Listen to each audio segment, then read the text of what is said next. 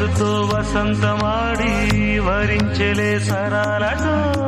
మిలా మిలా హిమాలే జల జల ముత్యాలుగా తడ తడ గళన తటిల్లత హారాలుగా చేతులు తాకిన కొండలకి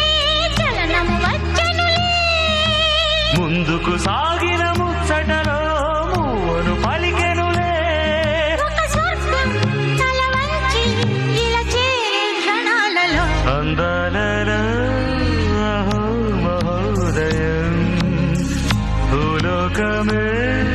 నవ